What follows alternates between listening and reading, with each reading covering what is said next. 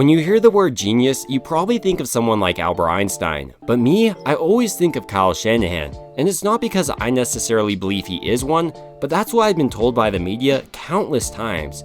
To me, this type of terminology for a coach gives the image of someone studying the tape, making sure if he ever puts a mistake on the tape, he never repeats that mistake again. But from this most recent Chiefs game, it was clear that Kyle Shanahan learned little from his Super Bowl loss, struggled to adjust, and more importantly, continued to show his glaring weakness against Spagnuolo's type of defense. And this isn't to downplay the game plan Spags had, but it's essentially a carbon copy of what he ran in the Super Bowl, which was successful. A lot of man coverage, blitzes, and you have untraditional people like linemen sometimes dropping off in coverage. So you'd expect Kyle Shanahan to have the perfect adjustment to this after watching the film for the entire offseason. I mean, he lost the Super Bowl because he wasn't able to adjust, but that wasn't the case in this most recent Chiefs game. Rather, Shanahan played directly into what Spags wanted him to do, run a ton of zone concepts, and he continued to show he had no idea how to use his personnel correctly. Rather than having Jacob Cowing out there on man-beating routes, he had Ronnie Bell. So in this video, I want to examine how the Chiefs have laid out the blueprint how to beat Kyle Shanahan and why it may be over for him if he cannot adjust. Starting out, like I was mentioning, a lot of the game plan was identical to last year, with one of those things being loading the box or bringing a blitz on running downs. Spags' idea here is to throw off San Francisco's zone concepts. In normal 4-3 looks, San Francisco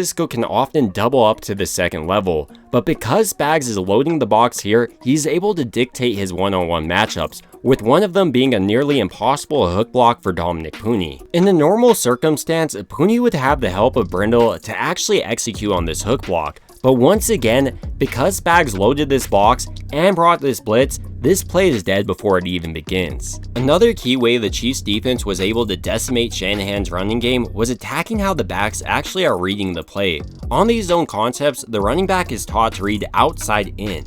So when Shanahan came out in tight sets like this, the Chiefs would just blitz their corners to eliminate the first read of the back. This in fact got them to bounce it back inside to the likes of Chris Jones and really the teeth of their defense. And while this may not be a big deal as San Francisco had a great offensive line, they just have a pretty poor one. Jake Brindle, for instance, is an undrafted free agent, and on this play, you can see why. He just doesn't have the strength to be a starting NFL center. Another key way in which the Chiefs dictated one-on-one matchups was loading up the box. Like on this play, they didn't necessarily sub in another defensive lineman, but they have 23 and 54 on the line. Then you also have Bolton in the back coming on a blitz. So this is all one-on-one matchups across the board for your more talented defensive line. And while it's really tempting just to blame the players then and say if Shanahan had better offensive linemen, then his team would be good, the fact is, Shanahan made no adjustments throughout this game. I mean, from the very beginning of this game, it was obvious what the game plan was. It was essentially a rinse and repeat from the Super Bowl, but he wasn't ready. And this also carries over to what Shanahan was trying to do through there. Conceptually, it's not that his concepts are terrible here, but often he's asking the wrong player to run the man-beating route. Here, for instance, Shanahan has Ronnie Bell as the first read on this play, who's great in open space, but definitely not the man-beater and not the player you want to be running this route,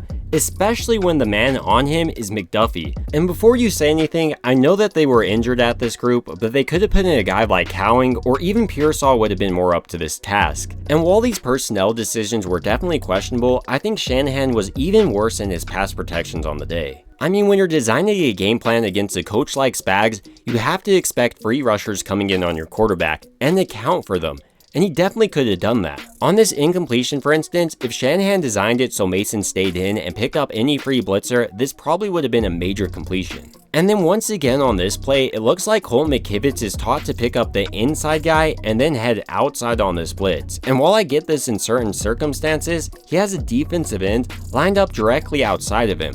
So I struggle in understanding this pass protection on this play, and unless Colton McKivitz messed up, and it doesn't look like he did, I question what Shanahan is actually teaching his offensive linemen.